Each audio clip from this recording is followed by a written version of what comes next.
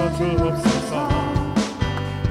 주의 권세 주의 능력 지금 이 시간 임하셔서 약한 권세 모두 깨뜨리고 주님 나라 임하소서.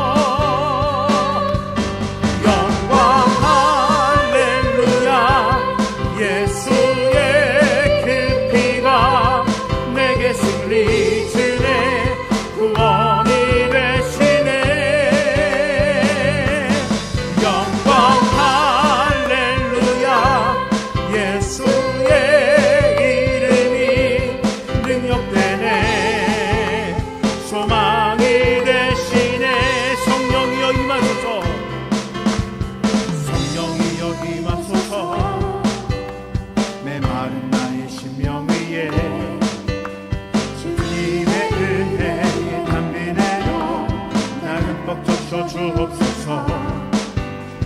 주의 권세 주의 능력 지금 이 시간 임하셔서 착한 권세 모두 깨뜨리고 주님 나라 임하소서. 영광 할렐루야. 예수의 그 피가 내게 승리 주네 구원이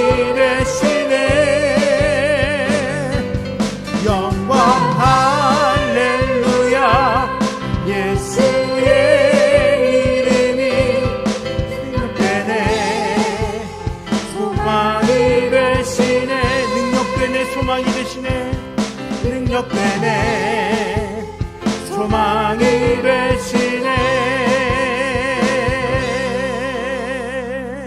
주님 다시 오실 때까지 나는 이 길을 가리라. 좁은 문 좁은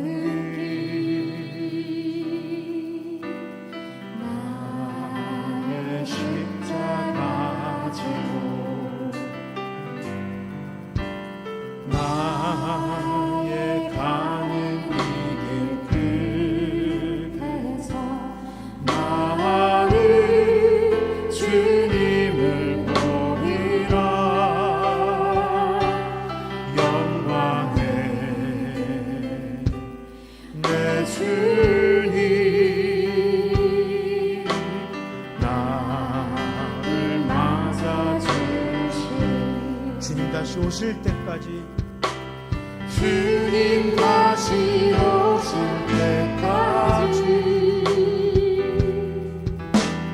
나는 일어나 달려가리라.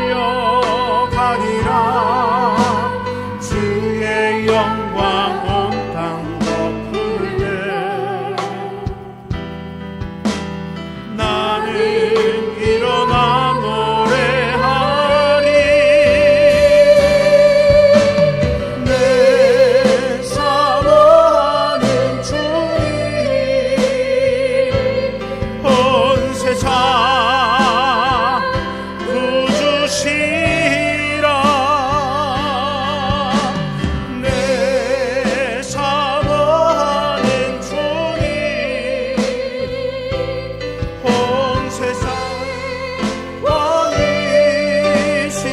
주님 다시 오실 때까지 주님 다시 오실 때까지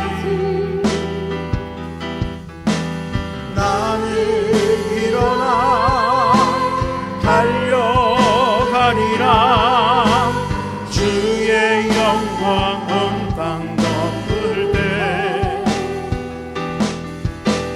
나는 일어나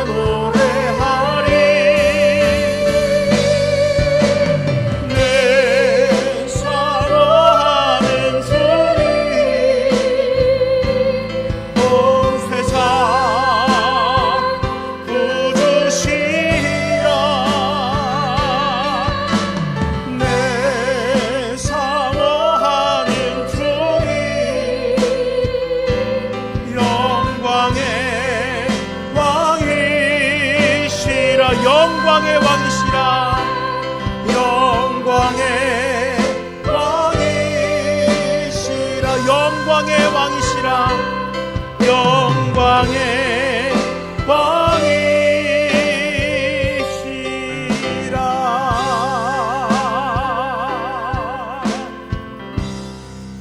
자비로우신 아버지 하나님, 우리의 구원자 되신 아버지의 이름을 거룩히 여기며 그 이름 앞에 나아가 예배합니다.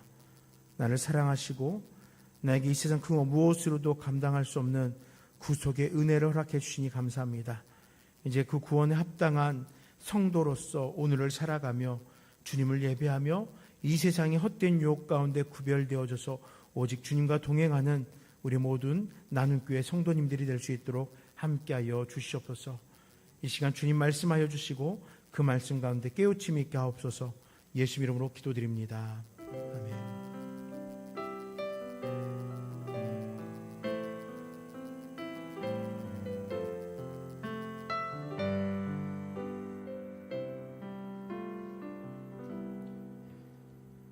우리 함께 이 시간에 묵상하실 말씀 요한일서 4장 1절에서 21절까지의 말씀입니다. 요한일서 4장 1절에서 21절입니다.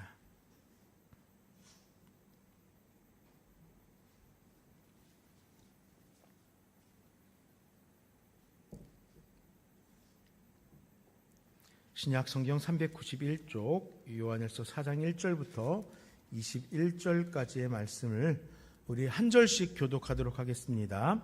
사랑하는 자들아, 영을 다 믿지 말고 오직 영들이 하나님께 속하였나 분별하라. 많은 거짓 선지자가 세상에 나왔습니다.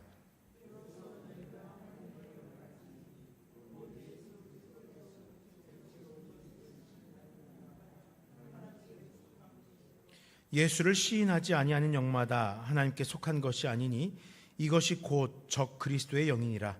오리라 한 말을 너희가 들었거니와 지금 벌써 세상에 있느니라.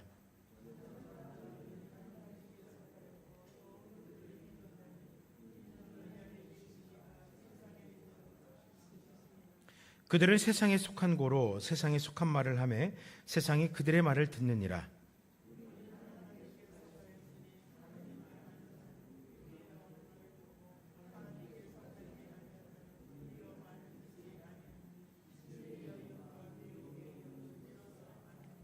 사랑하는 자들아, 우리가 서로 사랑하자. 사랑은 하나님께 속한 것이니 사랑한 자마다 하나님으로부터 나서 하나님을 알고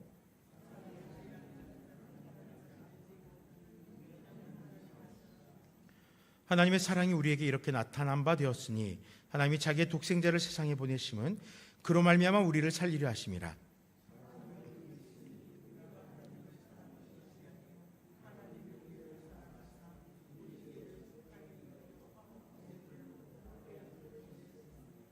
사랑하는 자들아, 하나님이 이같이 우리를 사랑하셨은즉 우리도 서로 사랑하는 것이 마땅하도다.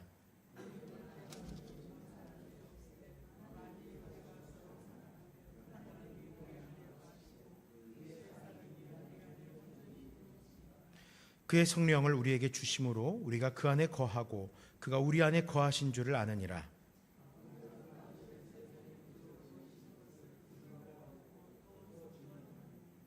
누구든지 예수를 하나님의 아들이라 시인하면 하나님이 그의 안에 거하시고 그도 하나님 안에 거하느니라.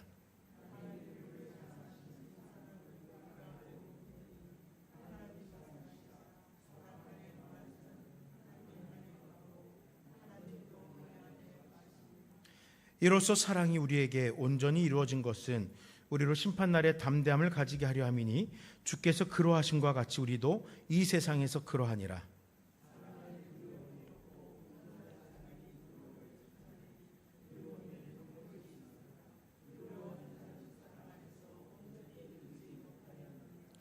우리가 사랑함은 그가 먼저 우리를 사랑하셨습니다.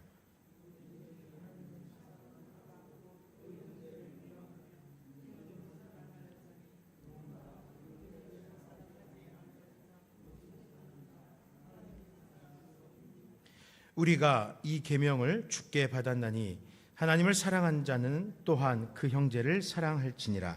아멘. 잠시 기도하겠습니다. 아버지 하나님, 요한일서 4장의 말씀으로 우리 신중하게 그리고 바르게 사랑합시다는 제목으로 말씀을 나누려고 합니다. 주께서 말씀하여 주시옵소서. 전하는 저도 또 듣는 우리 성도님들도 아버지 하나님 자신의 것을 드러내지 않고 오직 하나님의 말씀을 그 삶 속에 새겨나간 시간 되게 하옵소서.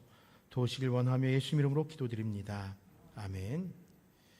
우리 함께 이 시간에 요한일서의 말씀을 가지고 신중하게 그리고 바르게 사랑합시다라는 제목으로 말씀을 나누려고 합니다. 사도 요한은 마지막 때 영을 다 믿지 말라고 경고합니다. 왜 마지막 때의 영을 다 믿지 말라고 경고하겠습니까? 거짓 선지자가 섞여 있기 때문입니다. 예수님을 시인하지 않는 영은 하나님께 속한 것이 아니고 적 그리스도의 영이라고 그래서 말하고 있는 것입니다. 현대 사회에도 또 우리가 살아가는 이 지역 사회도 거짓 복음이 너무나 판을 치고 있습니다. 또 이 거짓 복음들은 우리들이 바르게 신앙하는 것에 여러모로 회방을 놓기도 합니다. 오늘 점심 식사를 마치고 대화를 나누는 가운데에서 염려되는 한 가지 이야기를 들었습니다. 이 인근에 있는 이단 그 집회소에 이제 책임을 맡는 목회자라고 할 수 있겠죠. 한 초등학교에서 학생들을 상담하는 선생님으로 이렇게 일을 한다는 얘기를 들었습니다.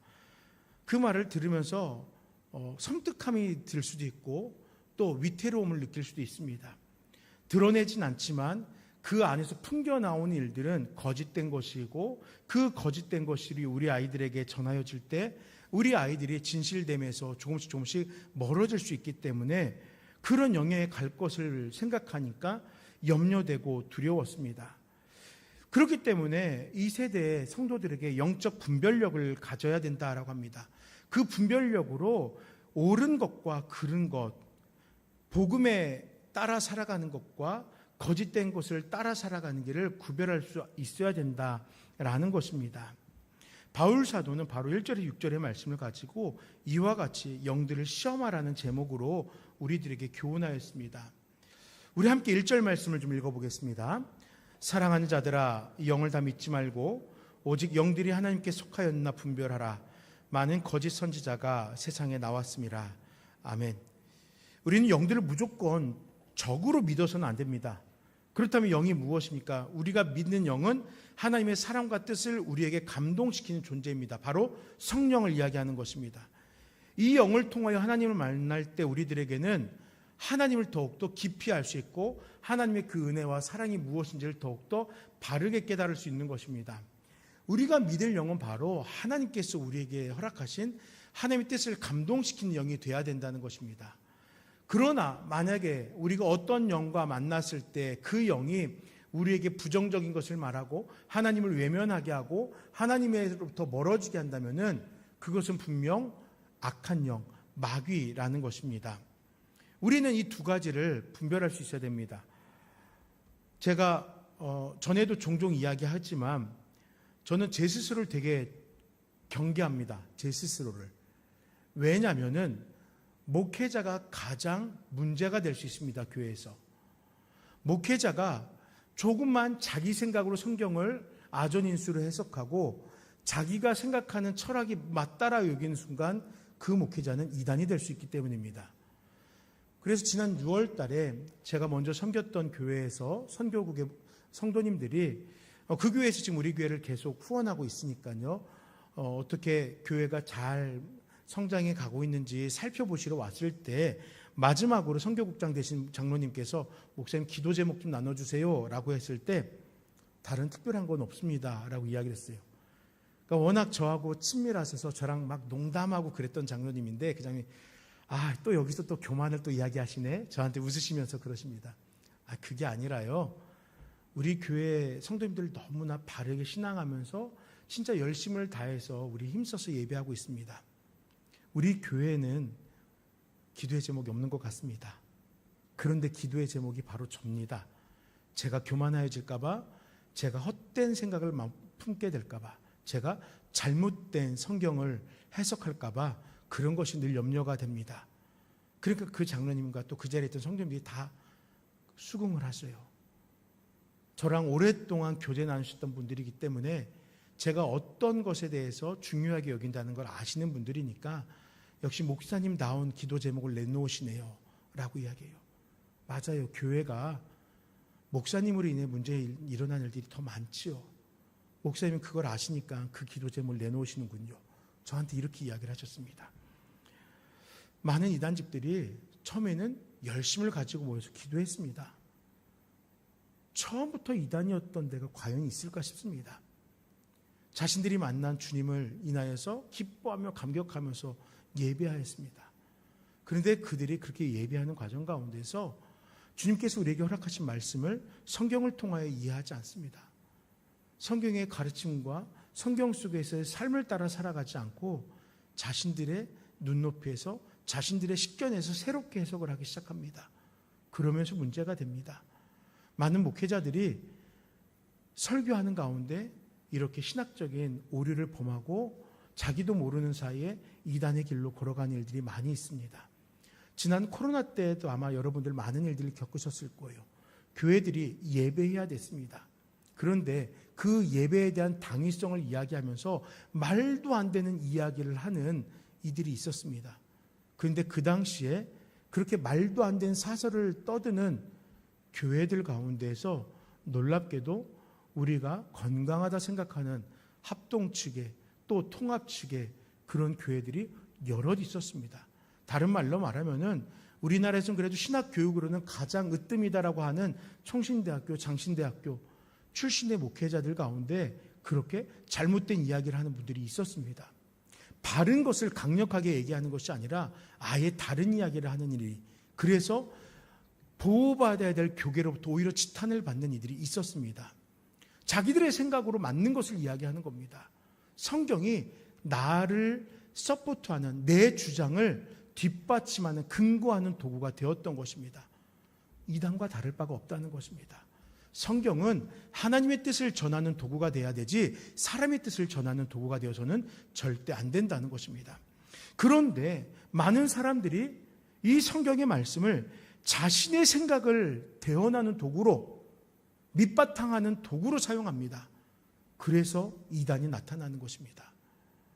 그렇다면은 어떻게 하나님께서 허락하신 영적인 가르침이며 사건인지 또는 마귀에 의한 것인지 분별력 없는 자들의 것인지 어떻게 분별할 수 있겠습니까?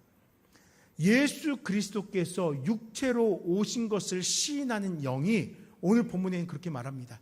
예수 그리스도께서 육체로 오신 것을 시인한 영이, 다른 말로 성령이 진정한 영인 것을 깨닫게 한다는 것입니다. 성령께서 우리로 하여금 분별할 수 있도록 도우신다라는 것입니다.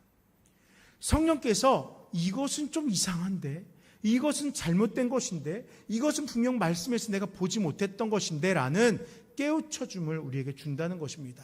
하나님께 속한 영임을, 하나님께 부리신 영임을 통하여서 우리가 깨닫게 되는 것입니다.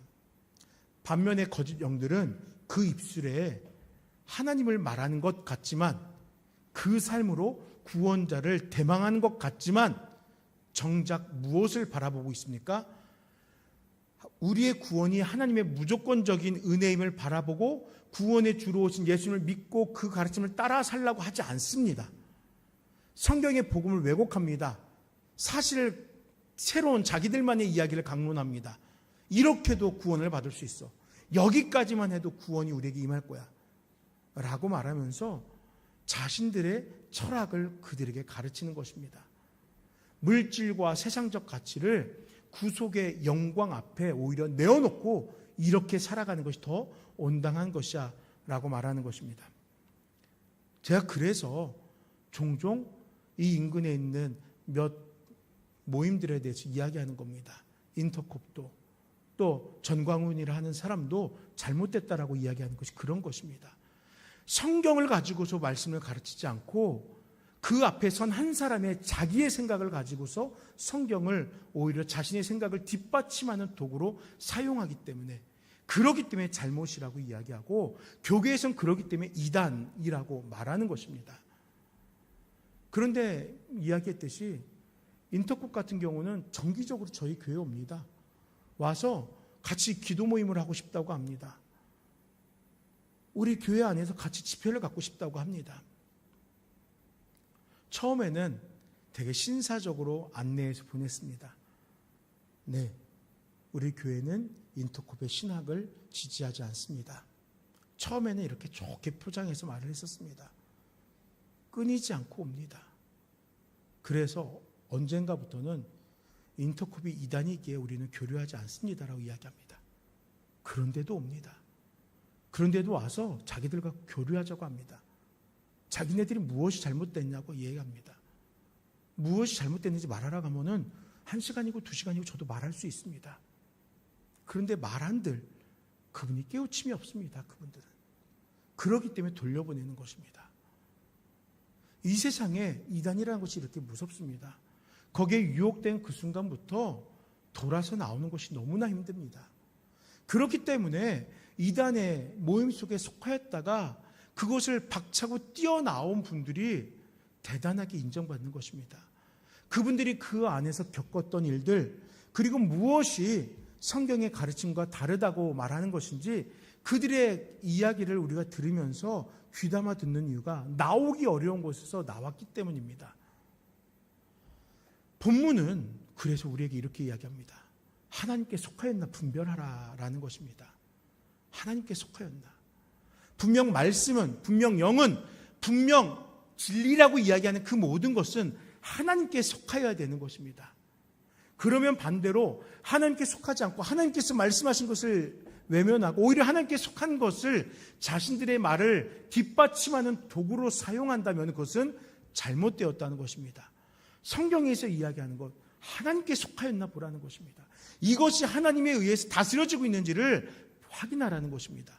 그런데 오히려 하나님께 속하였나 확인해야 될 그 근거가 되는 성경을 뒤로 밀어두고 이 성경을 자신들을 감싸기 위한 도구로만 사용한다면 분명 그것은 잘못됐다라는 것입니다. 여기서 속하였다라는 말의 뜻이 뭐냐면요, 나왔다라는 뜻입니다. 출처를 의미합니다. 출처. 출처는 무엇이냐면요, 이것이 처음 이야기된 곳, 이것이 처음 시작된 곳, 이런 것을 말합니다. 한강에 발원지가 태백에 있다고 합니다. 네, 가보진 않았는데 좋은 관광지라고 이야기를 하더라고요. 또 낙동강도 역시 낙동강에 발원지가 있겠죠. 여기서 나왔다라는 것은 바로 출발된 발원을 이야기하는 것입니다. 우리가 접한 가르침이, 우리가 따르는 가르침이 하나님으로부터 나왔는가 또는 헛된 피조물들에 의해서 만들어져 나왔는가 살피라는 것입니다. 하나님의 말씀은 이 계시된 66권의 성경을 통하여서 남녀노소를 막론하고 믿어 의심하지 않을 만큼 정확하게 계시되어 있습니다. 그런데 거짓을 말하는 교사들은 그것이 전부가 아니라고 이야기합니다. 이단들은 완성되어 있지 않다고 말합니다. 아니잖아요. 성경은 이미 완성되었습니다. 다만 구원이 완성되어지기까지 우리는 이 계시된 말씀을 따라 살아가야 되는 것이지 성경이 완성되지 않았다는 것은 틀린 말이라는 것입니다. 지난주 중에 우리가 살펴봤던 말씀 중에 예레미야 23장에는 이런 말씀이 있습니다. 거짓 선지자들에 대한 이야기입니다. 하나님께서 예레미야 선지자를 통하여서 남유다에 선언하는 말씀이셨습니다. 거짓 선지자들의 말을 듣지 말라는 거예요. 그들의 거짓에 유혹당하지 말라는 것이요. 그들이 과연 생명을 줄 수 있는지, 우리의 삶을 다시금 살아날 수 있게 하는지 살펴보라는 것입니다. 그들로 인해 수치를 당하지 말라는 것입니다. 거짓 선지자들의 가르침이 이와 같이 헛된 것이고 잘못된 것이기에 우리에게 유익될 수 없고 그것들은 결국엔 우리에게 수치고 결국엔 우리에게 사망이다라는 것입니다. 그런데 우리들이 어떻게 살아가고 있습니까? 무엇인가 새로운 것이 없나? 무엇인가 더 정확한 것이 없나? 헛된 것들에 자꾸 귀를 기울이고 이리저리 휘둘리고 있지는 않습니까? 이단에 유혹되는 분들 중에서 의외로 성경을 많이 읽으신 분들이 많습니다. 내가 읽는 것으로 그대로 믿음으로 받아들이지 못하고 이 해석에 대한 새로운 가르침은 또 없는 것인가? 자꾸 이렇게 새로운 것을 찾습니다. 또 목회자들 중에 앞서 말씀드렸듯이 잘못된 성경 해석을 하게 되는 이유도 자꾸 새로운 것을 찾다가, 새로운 해석을 찾다가 이단적인 사설에 유혹되기도 하고, 또는 잘못된 관점인데 그 잘못된 관점에서 뭔가 새로운 것을 발견하고 그것으로 성도들에게 가르치면서 조금씩 이단의 길에 자기도 모르는 사이에 빠져들게 되는 것입니다. 제가 여러분들에게 전에도 말씀드렸지만요, 한 주의 설교를 준비하기 위해서 아무리 못 읽어도 5, 6권의 책을 비교하며 읽습니다. 그리고 많은 설교자들의 설교를 접합니다. 제가 이 성경을 읽으면서 해석하고 또 설교하기 위해 준비했던 그 아웃라인에 혹시라도 신학적이지 않은 또는 이단적인 또는 잘못된 이런 것이 없나 점검하고 또 점검하는 것입니다. 그 점검을 가지고 여러분들과 함께 말씀을 묵상하면서 우리가 함께 바르게 신앙하려고 노력하는 것입니다. 그런데 많은 목회자들이 저처럼 그렇게 준비를 하고 그렇게 수고를 합니다. 그런데 그렇게 준비된 말씀으로 우리 성도님들은 만족하지 못할 때가 있습니다. 여튼 준비한 사람이 부족함이 있는 거죠. 그런데 여러분, 한 가지 말씀드리고 싶은 것은 성경에서 새로운 것은 없습니다.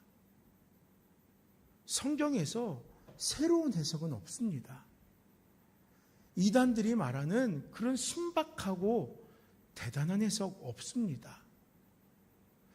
목사들이 전하면서 때로는 이 부분 가운데서 이러한 주제를 더 강조하기 위해서 다른 부분을 조금 넘어가는 것뿐이지, 그것이 중요하지 않아서 조금은 뒤로 밀어두고 더 중요한 것을 얘기하는 것뿐이지, 이것을 제외한 또 다른 새로운 것이 있지는 않다는 것입니다. 새벽 예배 때 설교할 때 저는 10분을 넘기지 않으려고 합니다. 그러면 찬송가를 한 장 부르고 성경을 읽고 하면 제가 설교할 수 있는 시간은 5분 정도입니다. 그럼 함께 읽은 한 장의 내용을 다 설교할 수가 없습니다. 그럼 저는 그 중에서 중요한 거 서너 절만 가지고 설교를 하는 겁니다. 즉 다시 말하면은 오늘 내가 강조하진 않았지만 이 성경이 가르치는 또 다른 교훈들이 분명 남아있다는 것입니다. 그럼 그 교훈들은 또 다른 기회가 됐을 때 우리 성도님들과 함께 나누는 것입니다. 그리고 그와 같은 것들을 조금 더 줄이기 위해서 주일날은 저는 한 장을 최대한 설교하려고 하는 겁니다. 그 한 장 속에서 교훈하는 바를 최대한 다 나누려고 하는 겁니다.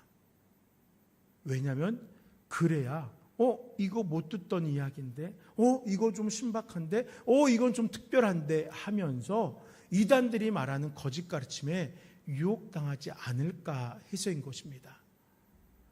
우리의 신앙의 핵심인 성경은 이미 모든 것을 우리에게 교훈하고 있습니다. 그리고 또 이 땅의 수많은 목사들은 최선을 다해서 그 말씀을 본 뜻대로 전하며 증거하며 우리 모두가 함께 그 말씀의 교훈을 따라 살아가려고 하는 겁니다. 요한복음 3장 16절에 이는 그를 믿는 자마다 라는 표현이 있습니다. 여기서 말하는 믿는 이라는 말의 표현이 무엇입니까? 믿었던 사람? 아닙니다. 앞으로 믿을 사람? 아닙니다. 지금 현재 믿음을 고백하고 그 믿음에 합당한 삶을 살아가고 있는 사람을 의미하는 겁니다. 즉 구원, 영생에 이르는 길은 그 믿음을 지속하여 고백하며 살아낼 때인 겁니다. 헛된 것에 유혹당해서 마지막 때 저 이렇게 믿었었습니다. 소용없는 것이에요. 이미 지나간 일은 소용없다는 것입니다. 우리가 지금 믿음으로 고백하고 주님 다시 오실 그때 우리는 그 믿음으로 다시 하나님 앞에 나아가 고백하며 하나님의 품 안에 이른 삶을 살아가야 되는 것입니다.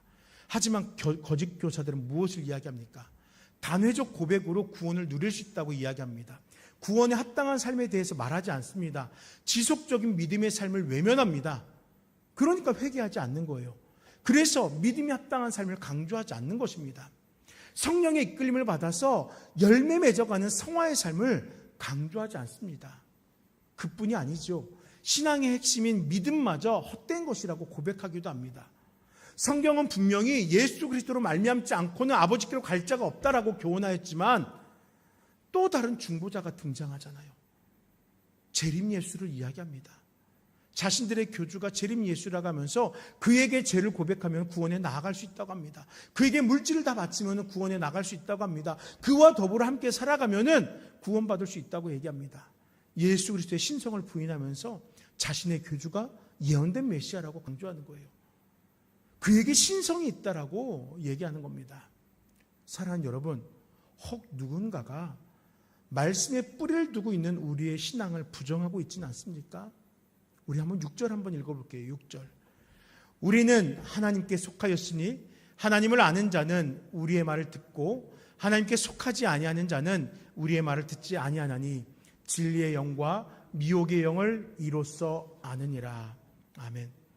우리의 신앙을 부정하고 자신의 신앙만이 옳다고 주장하는 이들은 그들 스스로가 하나님께 속하지 않았음을 말하는 것이에요. 우리가 하나님께 속하지 않아서 우리가 잘못 믿고 있는 것이 아니라 그들이 하나님께 속하지 않았기 때문에 그들로 인해서 봤을 때 우리가 틀리다고 여겨지는 것입니다. 다른 말로 말하면은 그 결과 그들은 스스로가 이단이다라고 밝히고 있는 거예요.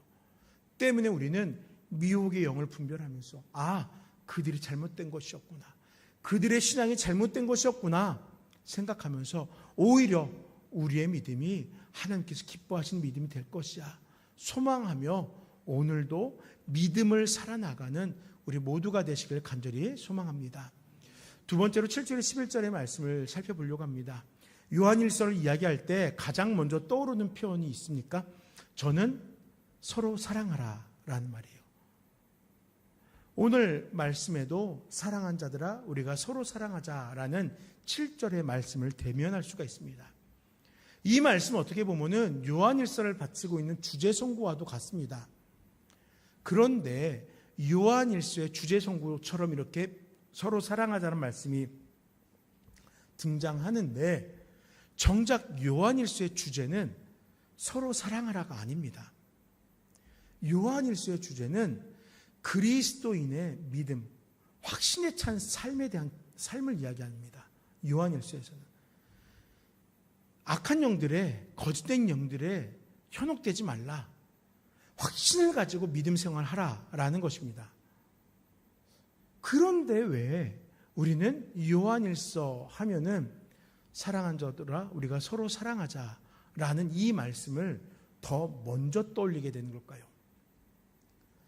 확신, 즉 그리스도를 향한 그 믿음 안에서 서로 사랑함으로 믿음을 권면하는 것이 요한일서이기 때문입니다. 여기서 말하는 서로 사랑하자라는 것은 그저 나 사랑합니다, 내 사랑 받아주세요 라는 이러한 사랑의 고백을 이야기하는 것이 아니라 믿음의 확신을 가지고 그 신앙을 함께 살아가자라고 서로를 권면하고 서로를 이끌어가는 그 신앙의 공동체를 의미하는 것입니다.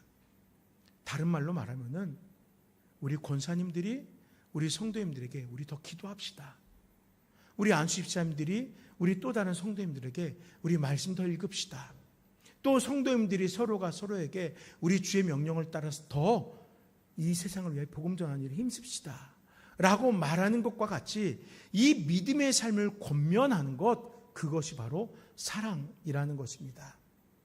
그렇다면 여러분 물어볼게요. 여러분 사랑하고 있습니까? 한번 둘러볼까요? 나는 지금 이 안에 있는 우리 서로를 사랑하고 있을까? 여러분 어떠세요?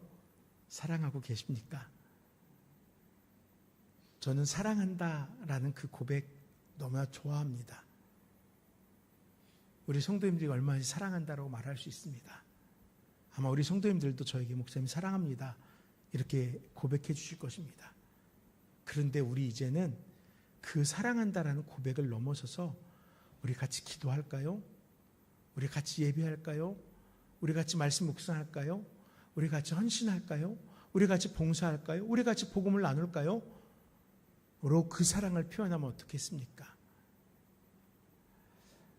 그렇게 해서 우리가 살아가는 그 삶의 자리 가운데서 내 삶이 조금 더 하나님께 기뻐하시는 모습으로 변화되어져 가면 어떻겠습니까?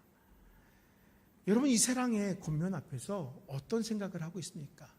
사랑은 하나님께 속한 것임을 여러분들도 고백할 수 있잖아요. 하나님의 거룩하신 성품에서 시작되었고 하나님의 거룩하신 그 희생으로 표현되어지고 영원히 함께하겠다는 약속으로 완성되어졌다는 것을 우리는 그 사랑이라고 알고 있잖아요. 그런데 왜 그 사랑에 맺어지는 결과물이 우리 삶 속에서 사라지지 않는 것일까요? 우리의 사랑의 표현은 바로 그 삶의 결과물을 안는 것입니다. 그 결과물을 드러내는 것입니다. 어떤 순간에든지 형제를 사랑한다면 그 형제에게 내가 기도하겠습니다. 우리 함께 기도하겠습니다. 이렇게 권면할 수 있어야 되지 않겠습니까? 9절 이하의 말씀은 이 사랑을 이 땅 가운데 드러내기 위한 하나님만의 능력이 기록되어 있습니다. 바로 성육신과 십자가의 죽음이었습니다. 인간은 상상할 수도 없고 또한 이해할 수 없는 마음입니다. 성육신은 미스테리라고 얘기했잖아요. 신비 중에 신비입니다. 기적 중에 기적입니다.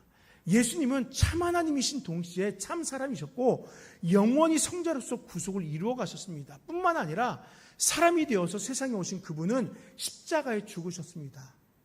10절에서 그 성육신과 십자가의 죽으심을 한 단어로, 그 사랑을 한 단어로 표현합니다. 화목제물이라는 것이에요. 사랑을 표현하기 위한 다이아 반지도 사랑을 표현하기 위한 대단한 선물도 아니었습니다. 자기 부인, 화목제물이었어요. 하나님의 사랑은 바로 예수 그리스도의 자기 부인이었다는 거예요. 내가 곧 하나님이라는 그 사실을 부인하셨고 부정하셨고 스스로 우리와 똑같은 모습으로 우리를 위해 죽으신 화목제물이 되심으로 하나님과 우리 사이에 갈라졌던 그 관계를 회복시켜 주셨던 것입니다. 그래서 로마 3장 25절에 이 예수를 하나님이 그의 피로써 믿음으로 말미암는 화목제물로 세우셨으니 이는 하나님께서 길이 참으시는 중에 전에 지은 죄를 간과하심으로 자기의 의로우심을 나타내려 하심이니라 라고 말씀합니다.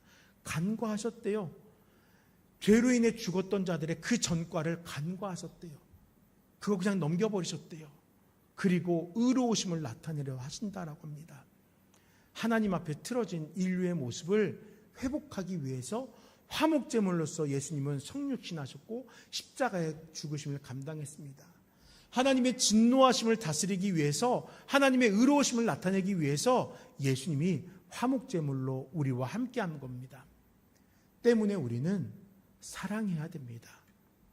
때문에 우리는 하나님을 바르게 믿는 그 믿음이 우리의 삶 속에서 사랑으로 나타나야 돼요. 하나님의 사랑을 깨우치지 못하는 사람에게 하나님의 사랑을 깨우칠 수 있도록 도와줘야 되고, 믿는다고 고백하지만 그 믿음의 장성한 분량까지 이르지 못하고 있는 성도에게 성장할 수 있도록 우리는 사랑을 고백해야 되는 것입니다. 가장 먼저 누구에게 이 사랑을 고백하겠습니까? 우리 가족들이겠죠. 우리 자녀들에게 엄마가 아빠가 기도하고 있어. 말씀으로 그 아이들을 양육하고, 우리의 배우자가, 나의 가족들이 함께 예비하는 과정 가운데 그 삶이 변화되기를 살아내야 하지 않겠습니까? 우리 함께 11절 말씀 읽어보겠습니다. 11절입니다. 사랑하는 자들아, 하나님이 이같이 우리를 사랑하셨은즉 우리도 사랑하는 것이 마땅하도다. 아멘. 여러분, 하나님께서 어떻게 사랑하셨다고요? 이같이 자신을 내어주심으로 사랑하셨습니다. 자신의 사랑을 예수님을 통하여 직접적으로 고백해 주셨습니다. 예수님이 우리에게 가르치심으로 하나님이 기뻐하신 삶은 이런 거야 라고 가르쳐 주심으로 사랑을 표현하셨어요. 그러면 우리들은 어떻게 해야 됩니까? 우리도 마땅히 이 세상 속에 나아가서 우리 주님과 같이 이 세상을 향하여 마지막 때가 다가옵니다. 우리 말씀으로 돌아가야 됩니다. 우리 구원받은 백성이 되어야 됩니다. 기도합시다. 우리가 기도하고 있습니다. 복음을 살아갑시다. 우리가 먼저 복음 앞에 헌신하겠습니다. 이렇게 살아가라는 것입니다.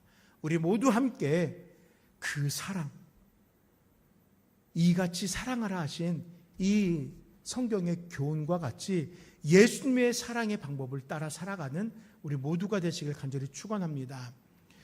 세 번째로 12절에 16절 말씀에 우리들에게 한 가지 교훈을 합니다. 하나님께 거하라는 것입니다. 간혹 우리 궁금증에 하나님의 모습은 어떤 모습일까 이렇게 궁금해하는 분들이 있습니다. 어린아이들에게 성경의 그림을 이렇게 보여주다 보면은 천사가 이렇게 머리에다가 링을 그리고 있는 것만 봐도 하나님입니다 라고 이야기합니다. 또 뭔가 좀 그럴듯한 모습만 보아도 하나님입니다. 양치는 목자만 보아도 하나님입니다. 그렇게 이야기합니다. 아직 어리다 보니까 하나님, 예수님, 또 뭐 천사, 성령님에 대한 구분이 잘 분명하지 않기 때문에 이쁘고 뭔가 신비해 보이면 아이들의 입술에서는 다 하나님이라고 이야기합니다. 그런데 사실은 우리도 그와 비슷하게 살아갑니다. 왜요? 우리는 하나님이 어떠한 분인지 아직 다 알지 못하기 때문입니다. 그래서 종종 하나님은 어떤 모습일까 궁금해하기도 합니다. 내가 혹시 나를 찾아와 주신 하나님을 발견하지 못하는 것은 아닐까 염려하면서 이런 궁금증을 가질 수 있습니다. 때문에 요한복음 4장 24절의 말씀은 우리들에게 이렇게 이야기합니다. 하나님은 영이시다라고 선언하는 거예요.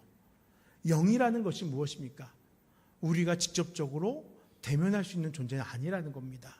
또한 디모데전서 6장 16절 말씀은 빛에 거하시고 어떤 사람도 보지 못하였고 또 볼 수 없는 분이 하나님이라고 묘사합니다.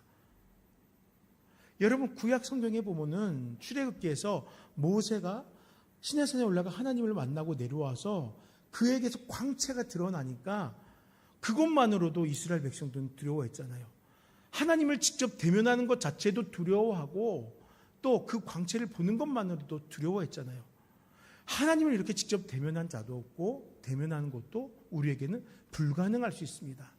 때문에 이 요한 사도는 어느 때나 하나님을 본 사람이 없다라고 우리에게 이야기하는 거예요.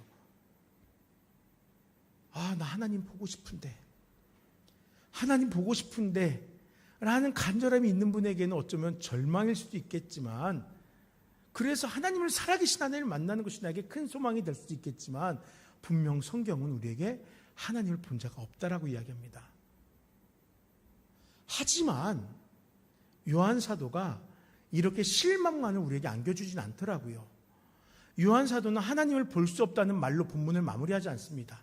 우리 12절 말씀 읽어볼까요? 12절입니다. 어느 때나 하나님을 본 사람이 없을 때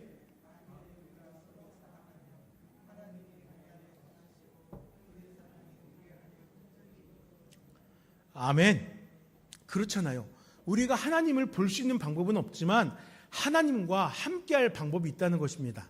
왜 우리가 제가 처음에 이야기했듯이 왜 우리가 하나님을 더 보고 싶어 하겠어요? 내가 하나님을 알면 하나님이 나에게 찾아와 주셨을 때 하나님을 분별할 수 있고 그 하나님을 내가 외면하지 않을 수 있으니까 그것 때문이거든요. 그런 마음이 사실 많거든요. 그런데 12절 말씀은 이렇게 이야기해요. 하나님께서 우리 안에 거하신다는 겁니다. 볼 수는 없지만은 우리가 염려하지 않도록 하나님께서 우리와 함께 하신다는 거예요. 하나님의 형상을 궁금해하면서 살아가는 우리에게 우리가 서로 사랑할 때에 하나님은 우리와 함께 하신다라는 것입니다. 그러면 우리가 지금 이 시간 하나님께서 기뻐하시는 모습을 서로에게 권면하며 그 사랑을 고백할 때 하나님이 바로 이 자리에 계신다는 거예요. 여러분, 하나님의 사랑을 표현하는 방법이 기도하겠습니다. 우리 함께 말씀 많이 읽읍시다. 이런 조금 약간은 좀 몸이 건조한 표현이라고 할 수 있을까요? 너무 관용적인 그런 표현에만 있을까요? 아니에요. 그냥 따뜻하게 손 한번 잡아주면서 위로해주는 그 미소도 하나님의 사랑이 전달되는 겁니다. 또 자녀들이 예배 때 힘들어 하잖아요. 그러면은 자녀의 손을 꼭 잡으면서 때로는 조는 자녀는 주물러 주면서 그 아이가 예배에 집중할 수 있도록 하는 것, 그것도 사랑이거든요. 그 사랑이 표현되는 그 자리 가운데 하나님은 함께 하시는 거예요. 그럼 다른 말로 말하면요, 지금 이 자리 가운데 하나님은 함께 하십니다. 말씀이 전하여질 때 그 말씀을 조금이라도 귀담아 들으려고 수고하는 우리 성도님들의 그 사랑 속에 또 이 말씀이 나뿐만 아니라 함께하는 우리 모든 공동체 가운데 공통적으로 적용돼서 하나님을 바르게 알고 바르게 믿기를 원하는 간구하는 그 중보의 기도 가운데 하나님께서는 계시는 거예요. 그러니까 지금 이 자리에 하나님이 계신다고요? 안 계신다고요? 하나님은 우리와 지금 함께 하신다는 겁니다. 에베소서 4장 15절 이하의 말씀은 사랑 안에서 참된 것을 하여 자라가라 라고 이야기합니다. 그리스도가 머리가 되시고 우리들은 그 지체가 되잖아요. 각자의 모습대로 분량대로 자라납니다. 그러면 스스로 세워진다고 말씀하는 거예요. 너무나 아름다운 모습이지요. 그런데 이 성장의 모습에 한 가지 조건이 있습니다. 사랑 안에서예요. 교회 공동체가 자라나가는 그 조건이 사랑 안에서라는 거예요. 서로 사랑하며 각 지체의 분량대로 일해서 그 몸, 즉 우리를, 공동체를 자라나게 하는 겁니다. 그럼 여러분, 사랑 안에서 우리가 사랑하는 그 자리에 누가 함께 하신다고요? 하나님이 함께 하시는 거예요. 결국에는 하나님께서 우리 가운데 함께 하시면 우리는 결국에 성장하게 된다라는 것입니다. 우리가 서로 사랑하면은 하나님이 우리 안에 거하시기 때문에 우리는 자연스럽게 믿음의 성장을, 우리 신앙 공동체의 성장을 이루어 나갈 수 있다는 것입니다. 그래서 16절 말씀은 하나님이 우리를 사랑하신 사랑을 우리가 알고 라고 말하면서 우리가 이미 그 사랑에 대해서 알고 있다는 거예요. 경험했었고 그것이 무엇인지 분별할 수 있다는 거예요. 그럼 다른 말로 말하면 무엇입니까? 아는데 우리 중에서 아직 그것을 실천하지 못하는 때가 있다는 것이에요. 그러면 어떻게 하면 되겠습니까? 아는 것을 실천하면 되는 거잖아요. 아는 것을 행하면 되는 거잖아요. 저는 우리가 바로 그러한 공동체가 되길 원합니다. 우리가 조금씩 알게 된 그 하나님의 사랑, 그 사랑을 우리 안에서 실천하고 우리 안에 함께 하시는 하나님을 경험하며 또한 우리의 삶이 조금씩 이 세상을 변화시켜 나가는 일에, 하나님의 사랑을 나누는 일에 쓰임받았으면 좋겠습니다. 우리가 알고 있는 그 사랑, 그 사랑이 바로 우리 나눔교회 성도님들의 그 모습을 통하여, 삶을 통하여 이 세상 가운데 증거되어지기를 간절히 소원합니다. 마지막으로 이제 17절 이하의 말씀을 가지고 온전한 사랑을 가지라는 권면을 새겨보려고 합니다. 사랑하라라는 가르침에 대해서 조금 알게 되었어요. 그런데 한 가지만 더 살펴볼게요. 본문은 사랑해야 할 이유로 담대함을 말하고 있습니다. 먼저 17절 말씀은 이로써라는 표현으로 시작되는데, 우리가 하나님의 사랑 안에 거함으로, 즉 우리가 하나님의 사랑을 받고 믿고 그 사랑을 가지고 하나님을 사랑하고 또 서로 사랑하면, 이것이 바로 이로써거든요. 이로써 이렇게 살아갈 때 하나님의 사랑이 우리에게 온전히 이루어지게 된다는 겁니다. 하나님의 사랑이 우리 가운데 함께 하시는 것이 전부가 아니라 그 사랑이 함께하고 그 사랑으로 인하여 우리의 삶이 완전히 변화되어지게 된다면은 하나님의 사랑이 우리에게 온전히 이루어진대요. 이 온전히 이루어지는 것의 마지막이 무엇입니까? 바로 심판의 때를 이야기하는 겁니다. 심판의 때, 마지막 때 하나님께서 그 사랑으로 살아갔던 나눔교회에 땡땡땡 집사님을, 땡땡땡 권사님을 안아주신다는 거예요. 그 품 안으로 안아주신다는 거예요. 18절 말씀은 담대할 수 있는 이유를 이렇게 설명합니다. 사랑 안에는 두려움이 없고 온전한 사랑의 두려움을 내쫓나니. 여러분이 그렇게 살아가면요, 마지막 때 내 이름이 제어질까 두려워하지 않아도 된다는 거예요. 사랑으로 주와 함께, 사랑으로 하나님의 임재함 가운데 살아간다면은 우리는 마지막 때 분명히 하나님의 그 구원에 이르게 된다라는 것입니다. 그것이 우리에게 주어진 담대함이라는 거예요. 그것이 바로 사랑입니다. 사랑은 이와 같습니다. 사랑은 하나님으로부터 흘러나왔습니다. 우리를 통하여서 계속 흘러나가게 될 것이에요. 많은 사랑을 받고 누리면서 그 사랑을 흘러나가게 하지 않는다면 20절의 말씀과 같이 하나님을 사랑하지 않는 것이에요. 때문에 우리는 사랑하는 자가 되어야 됩니다. 사랑으로 거하고 사랑으로 살아가는 자가 되어야 합니다. 이제 말씀을 정리하겠습니다. 사랑하는 우리 나눔교회 성도 여러분, 하나님을 사랑하시죠? 그렇다면은 그 사랑으로 형제도 사랑하시길 부탁드립니다.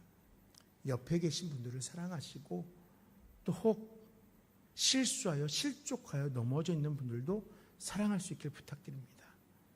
서로 사랑하라는 말은 막연하게 사랑해라는 그 고백을 넘어서서 함께 주 안에 거하고 마지막까지 그 사랑으로 하나님의 품에 안기는 것을 말하는 것입니다. 우리 모두 서로 사랑합니다 고백하면서 하나님의 품에 안길 것을 소망하는 우리 나눔교회 성도님들 되시길 간절히 축원합니다. 우리 시간에 당신은 사랑받기 위해 태어난 사랑 찬양했으면 좋겠습니다. 당신은 사랑받기 위해 태어난 사랑 찬양하시면서 옆에 계신 우리 모두를 서로 축복해 보고자 합니다.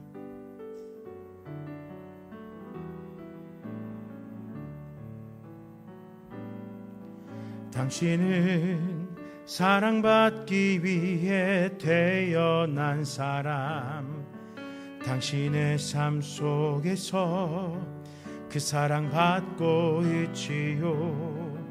당신은 사랑받기 위해 태어난 사람, 당신의 삶 속에서 그 사랑받고 있지요. 한 번 더 고백합니다. 당신은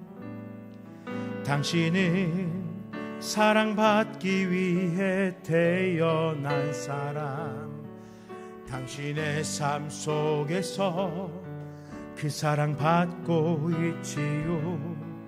당신은 사랑받기 위해 태어난 사람, 당신의 삶 속에서 그 사랑받고 있지요. 태초부터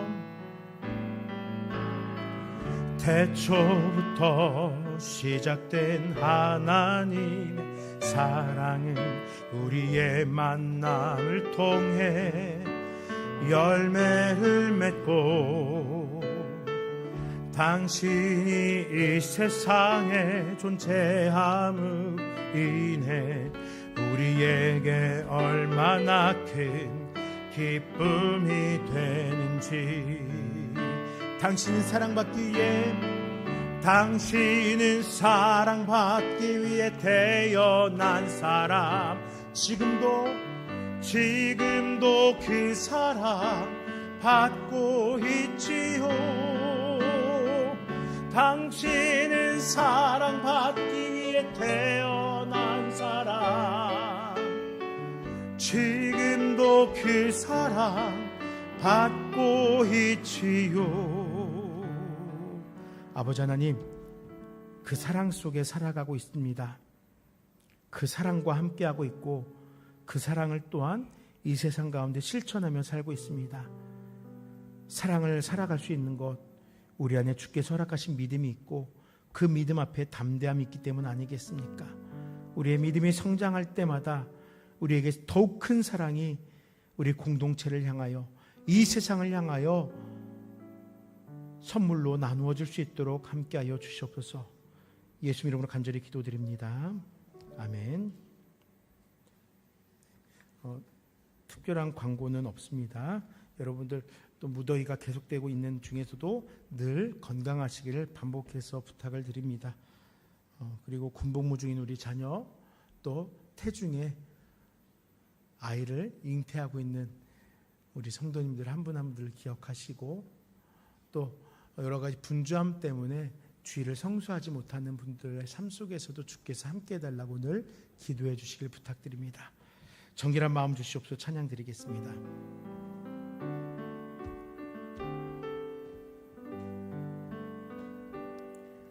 정결한 마음 주시옵소서. 오 주님, 정직한 영을 새롭게 하소서. 정결한 마음 주시옵소서. 정결한 마음 주시옵소서. 오 주님, 정직한 영을 새롭게 하소서. 나를 주님 앞에서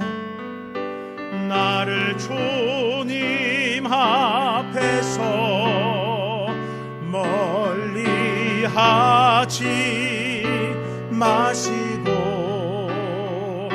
주의 성령을 거두지 마옵소서. 그 구원의 기쁨, 그 구원의 기쁨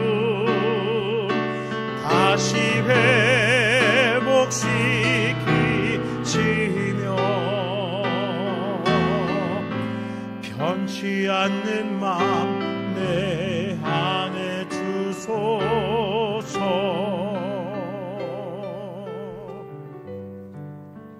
주님 감사합니다.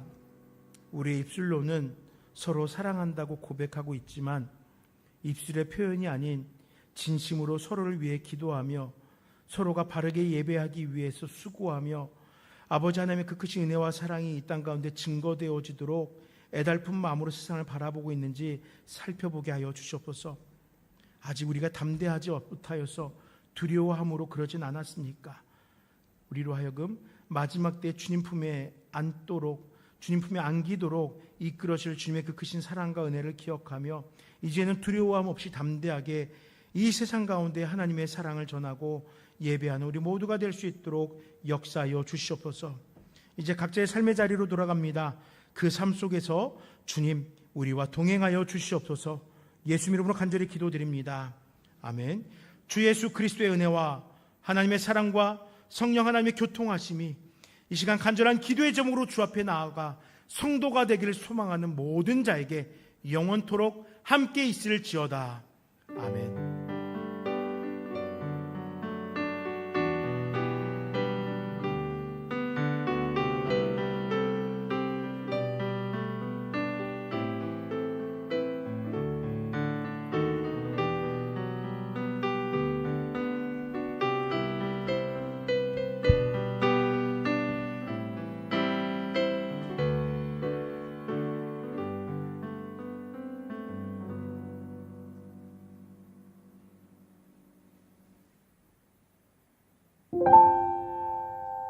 you.